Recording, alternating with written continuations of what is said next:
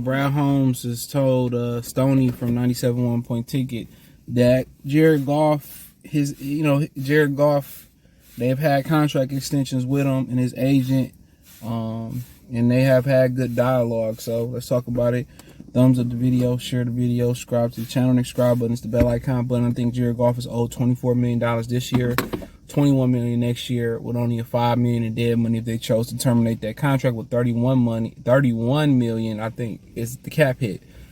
Like I said, it's gonna boil down to what he do this year. Obviously, like I told y'all, Hendon Hooker can't really make no ground, can't cover no ground this year. Like, he could come back healthy and do a great job in scout team, and Jared Goff looked that bad and he get an opportunity at the end of the season or something like that. But him being injured, while a lot of people didn't really like the draft pick, or some people didn't like it, was like, this year he ain't gonna have an opportunity to really close the gap on Jared Goff. And if you sign Jared Goff to a 4, 5, 6 year extension, then what you do with Hendon Hooker? He becomes a career backup.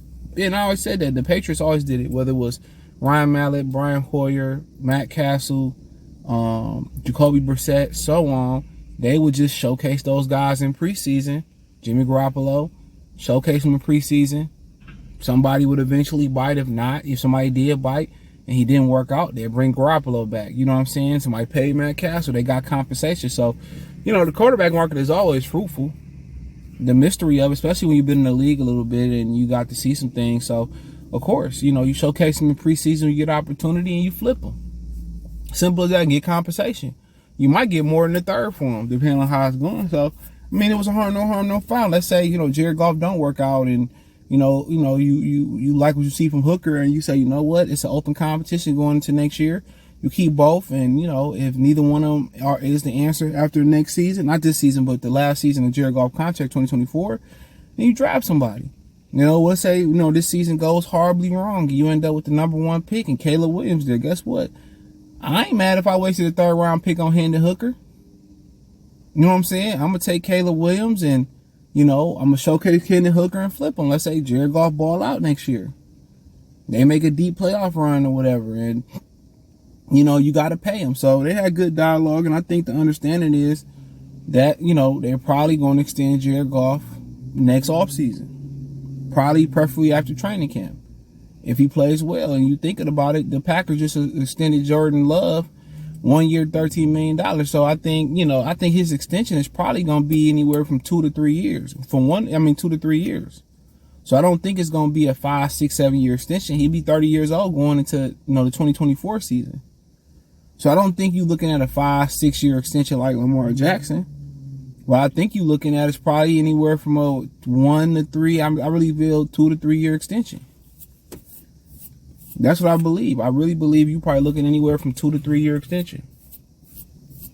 So that's kind of the place I think they in right now, 2 to 3 year extension. So and I think it's gonna be good money. But it's all predicated on what Jared Goff do this season. And if he ball out this season, then he ball out. Right now I think the biggest hole is one of them was a position of weakness or position of strength next year, and that was receiver. Last year going in, it was a position of strength, and it became a weakness real quick. St. Brown went down. DJ Shark had another injury, and Jared Goff struggled with a hobble St. Brown in New England, with a hobble St. Brown, I believe, in Dallas. I think Josh Reynolds had a high ankle sprain, and always revert back. That's why they kind of didn't go for it on 4th down in Minnesota. Jamal Williams had already got stopped on the 4th down. I think DeAndre Swift might have been injured already, and it was really just DJ Shark. I think St. Brown went out the game.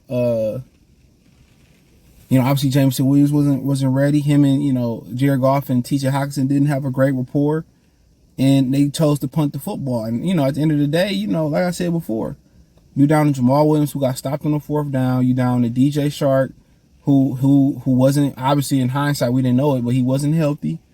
He was dropping shit, and, I'm not mad at it.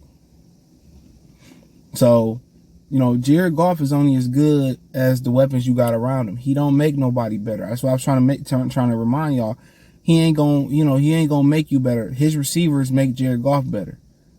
Jared Goff gonna do what he need to do, but it ain't like he gonna make somebody better. So once you pay Jared Goff, you got to understand there's got to be a certain standard around Jared Goff, and not too long you're gonna have to pay.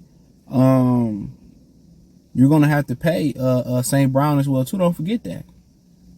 So you got to understand he's only as good as his weapons behind you. And that was my argument. People say, well, you pay Lamar Jackson, then you're not gonna have no money. That's why I never. You're gonna have to pay somebody. Don't matter. You're going to have to pay somebody to be a quarterback. And really, you got to remember Dak Prescott deal looks so great and Patrick Mahomes deal looks so straight. You can always restructure those deals. And I was even talk about at one point in the media not having, quarterback contract counting against the cap. Obviously, they didn't want to go with that.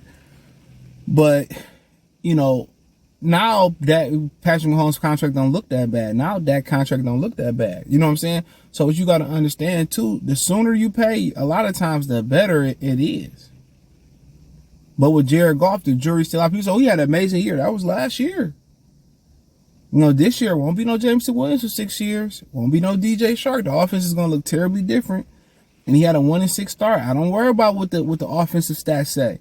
I look at, when they needed to make a play, and they needed to play for him. They didn't trust him in Minnesota.